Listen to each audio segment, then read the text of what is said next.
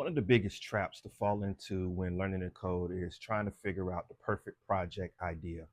And let me tell you right now, there is no such thing as a perfect project idea. You hear it all the time. I'll start building when I come up with something original. I don't want to waste my time making something that already exists, or I'll wait until I have this big groundbreaking idea before I actually sit down and start building. But the truth is that waiting for the perfect project is just another form of procrastination. And in this video, I want to talk a little bit about why that actually exists and how to think through what's the right project for you to build in your coding journeys to help you get started, to build that confidence and actually teach you something along the way that you can build upon for future project ideas.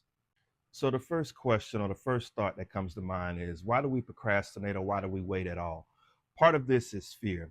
Fear that if you build something that's simple, people are going to judge you, or if you put effort into something, no one's going to actually recognize the hard work that you put into it.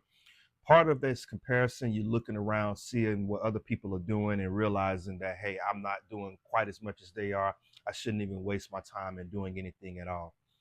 But here's the thing, you're not necessarily competing with anyone. You're actually looking to improve upon how you were yesterday versus today.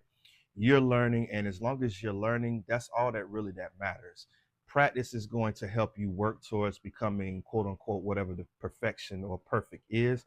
But ultimately, you're not chasing perfection and you're not trying to compare yourself to someone else. You really just want to be a better version of yourself than you were the day before.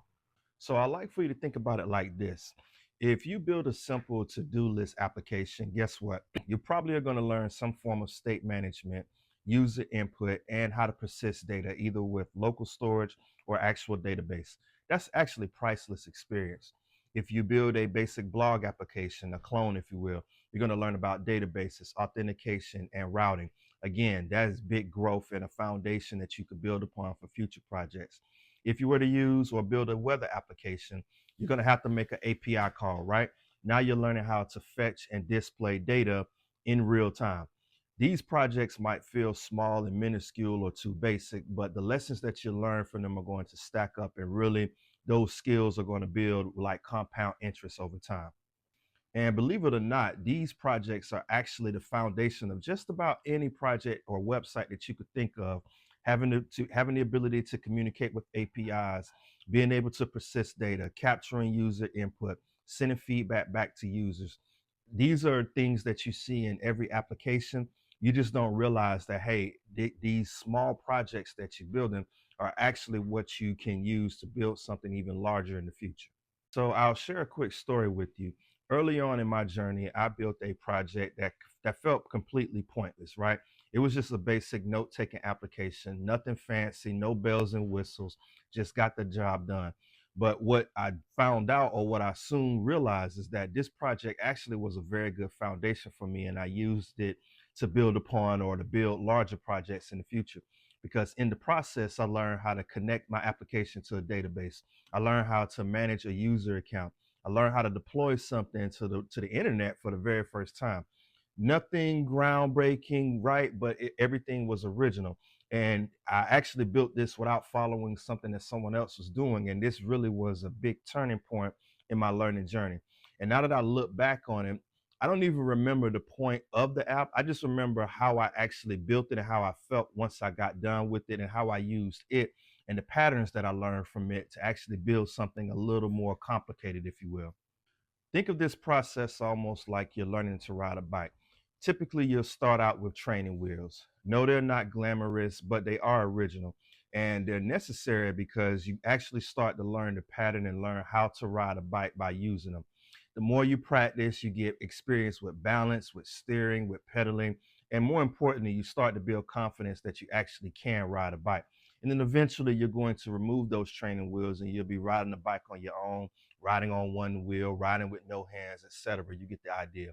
This is the exact same thing in your coding journey.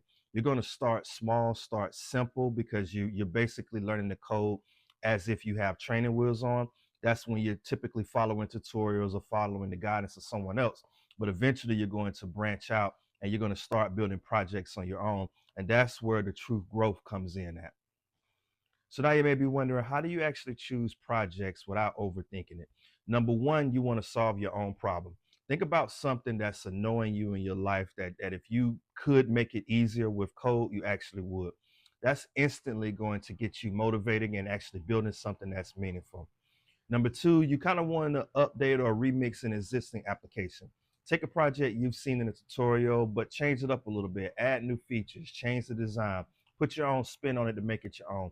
This is going to teach you how to move beyond just copying and pasting and actually doing something that's going to be beneficial, which is critically thinking and problem solving. The last thing I would suggest to kind of help with projects is to join a maybe 100-day coding challenge. Those kind of things, hackathons, they're great for inspiration, not just gaining experience. And I would certainly recommend, if you have the time and have the free weekend and you could build it into your calendar, take a few hours to join a hackathon or maybe do a few coding challenges, because you could find inspiration from those, not just practice. And this could be something that you could use to help build that quote unquote first perfect project that you're looking for. So what I want you to take away from this video is this: there is no such thing as a perfect project idea. Waiting for it is going to keep you stuck, and it's another form of procrastination. So just stop it. Instead, every project that you build actually matters. No matter how simple or how complicated it is, you're actually going to learn something that's going to help you become a better developer.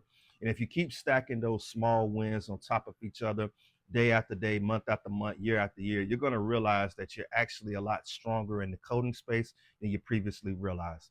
So let me know in the comments one of the very first projects that you built, and how long did you actually procrastinate before you actually built the project.